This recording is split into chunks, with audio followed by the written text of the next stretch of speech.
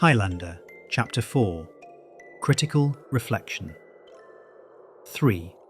The wound that doesn't stay in one lifetime. There is a kind of heartbreak that doesn't remain confined to the moment it happens. It spreads. It slips into memory, into identity, into the way a man stands in a room or hears his own footsteps in the dirt. Chapter 4 is the beginning of that kind of heartbreak. It marks the moment a wound stops being an event and becomes an atmosphere. Antonio's first night without Emilia isn't dramatic. It's not explosive. It's not even particularly visible. But the weight of it changes the temperature of his world. This reflection examines that shift, the way grief alters not just the heart, but the lens through which a man perceives reality. This is the night where Antonio's internal compass loses its true north. He doesn't fall apart, he drifts. There is a difference. Falling apart is loud. Drifting is quiet. Falling apart asks for help. Drifting doesn't know where to ask.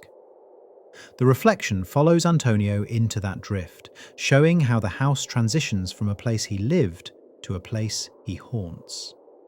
The objects in the house behave differently now, not because they have changed, but because their meaning has. The pillow is no longer fabric, it's memory. The doorway is no longer a frame, it is the shape she passed through for the last time. The floorboards are no longer wood, they are echoes of footsteps that will not return. Grief repurposes everything it touches. The memory ambushes carry the reflection deeper. Antonio doesn't remember Emilia, he is ambushed by memory. This distinction matters. Memories that come willingly bring nostalgia. Memories that strike out of nowhere bring pain. They arrive with no sequencing, no logic, no mercy. This is the mind trying to complete a narrative that ended mid-sentence. And here is where the reflection begins to stretch beyond the moment. Some heartbreaks do not feel like they began today. They feel inherited. They feel familiar without being recalled. They feel like the echo of a story you swear you lived once, even if logic says otherwise. Antonio's grief carries that quality. It is not spoken aloud, it is not explained. But the air around him behaves like it recognizes this wound. Readers won't consciously articulate this at first. Most won't notice the undertone.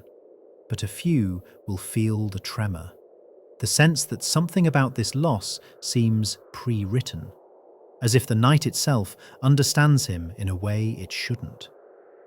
That subtle mythic vibration is the beginning of the reincarnation thread, but the reflection never names it.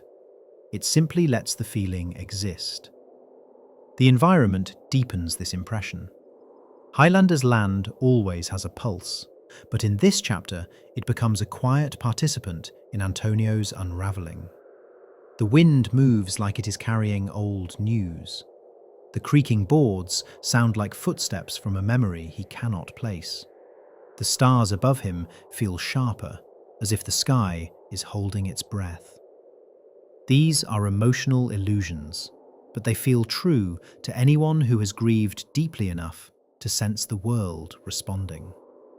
This reflection leans into that phenomenon. Grief makes the world look back at you. It shapes your perception until every element of the environment seems to understand something about your pain. Antonio isn't imagining this. He is simply open enough, raw enough, to feel the world's contours press inward. The final movement of this reflection names the truth most readers avoid. Some heartbreaks do not stay contained in a single lifetime. They linger, they imprint, they show up again in places you never expected to find them, not as mystical doctrine, but as emotional recurrence, as the feeling that the heart has been here before. The reflection doesn't unpack this. It doesn't need to. It only widens the emotional horizon just enough for the reader to feel that something larger is unfolding beneath the narrative. Not supernatural, not symbolic, just deeper. The air around Antonio carries the strange weight of recognition, even if he cannot name what he is recognizing. By the end of this reflection, the reader understands one thing with clarity. The wound Antonio carries is not finished forming, it is only beginning.